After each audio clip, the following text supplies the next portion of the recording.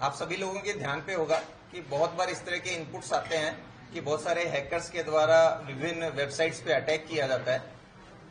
हाल में ऑपरेशन सिंदूर के दरमियान भी बहुत सारी इस तरह के इनपुट्स आए थे कि बहुत सारे एंटी नेशनल एलिमेंट्स जो हैं वो भारतीय वेबसाइट पे कंटिन्यू अटैक कर रहे हैं। इस जो इनपुट है इसके ऊपर काम करने के लिए गुजरात एटीएस का टेक्निकल सेल और सोशल मीडिया सेल है, और जो टेक्निकल अधिकारी हैं इन सभी को सोशल मीडिया मॉनिटरिंग के लिए निर्देश दिए गए थे। साथ ही साथ हमारी जो फील्ड टीम्स हैं उन्हें भी ये निर्देश दिए गए थे कि हमें ग्राउंड से इस बारे में किसी भी तरह की इन्फॉर्मेशन मिलती है तो उसको डेवलप करके आगे काम करना है।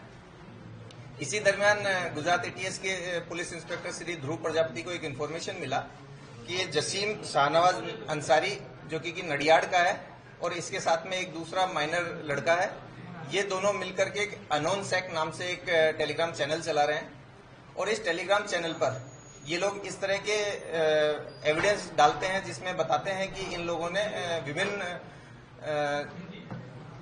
चीजों को उपयोग करके इन लोगों को ये लोग वेबसाइट्स को हैक कर रहे हैं, डाउन कर रहे हैं। विभिन्न वेबसाइट्स पे डीडोस अटैक करते थे। इस इंफॉर्मेशन को डेवलप करने के लिए एटीएस के एसपी श्री के सिद्धार्थ के नेतृत्व में एक टीम बनाएगी जिसमें डीवाईएसपी वीरजीत परमार, पीआई ध्रुव प्रजापति, सब इंस्पेक्टर एमपी झाला और सब इंस्पेक्टर जेपी वर्मोरा, इन लोगों की एक टीम बनाएगी। इन्वेस्टिगेशन किया गया। ये जो दोनों शकमंद है इन दोनों के फोन लेकर के इन्हें एफएसएल में भेजा गया। एफएसएल में जब भेजा गया तो इसमें हमें ये पता चला कि इन लोगों ने सबसे पहले एक टेलीग्राम पे एक्सप्लॉइट एक्स सेक नाम से एक चैनल बनाया था। इसके लिए एक बैकअप चैनल भी इन्होंने एलाइट एक्सप्लॉइट नाम से बनाया और बाद में इसका नाम बदल के एनोन सेक कर दिया है। ये बैकअप चैनल बनाने का कारण ये था कि अगर किसी कारण से ये लोगों का चैनल बंद होता है तो इस बैकअप चैनल के मार्फत भी अपनी एक्टिविटी कंटिन्यू कर सकते हैं। अभी तक का जो हमारा इन्वेस्टिगेशन हुआ है उसमें जानने को मिला है कि ये लड़के बेसिकली 12th फेल हैं, लेकिन पिछले 6-8 महीने से ऑनलाइन काफी चीजों को जानने के बाद में साइबर एक्टिविटीज में काफी एक्सपर्ट हो गए हैं। ये लोग साइबर हैकिंग करते रहते हैं। इन्होंने Python language, Pydroid tools, Termux tool वगैरह एप्लीकेशंस और लैंग्वेज सीखी है।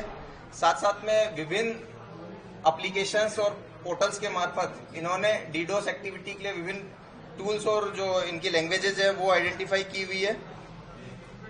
जब ये इस तरह का डीडोस अटैक करते हैं तो उसको चेक करने के लिए भी विभिन्न वेबसाइट्स और विभिन्न पोर्टल्स हैं जिनके ऊपर जाकर के उस पर्टिकुलर टाइम पे जो हैक की गई वेबसाइट है उसको चेक करते हैं, और अगर वो डाउन बताता है तो इस तरह के एविडेंस के साथ, स्क्रीनशॉट के साथ वो लोग अपने टेलीग्राम चैनल पे ये इन्फॉर्मेशन डालते हैं। इस इन्फॉर्मेशन के साथ साथ ये जो लोग हैं ये साथ साथ एंटी इंडिया मैसेजेस भी इसमें डालते थे, जैसे कि for example hi India we just took down your financial shield and servers, इस तरह के मैसेजेस ये लोग डालते थे।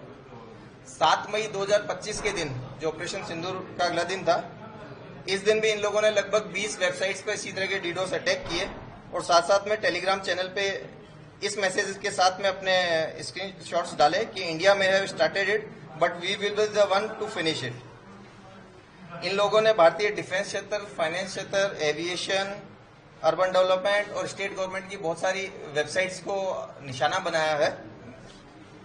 इन आरोपियों के विरुद्ध हमने आईटी एक्ट 43 और 66F सेक्शन के तहत एफआईआर दर्ज की है और इसके आगे की कार्रवाई हम लोग अभी कर रहे हैं।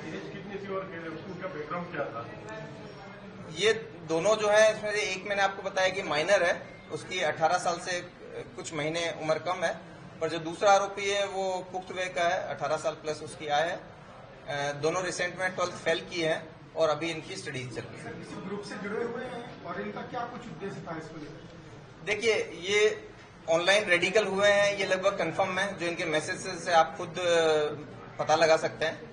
साथ साथ में ये इस तरह की एक्टिविटी जब करते थे तो ये विभिन्न कारणों से, जैसे कि खास करके जो सबसे रिसेंट कारण था ये ऑपरेशन सिंदूर था, इसलिए 2 महीने में इनकी एक्टिविटी बहुत ज्यादा बढ़ी हुई थी। हमने इनके फोन वगैरह को सीजर करके सीधे एफएसएल में भेजा है।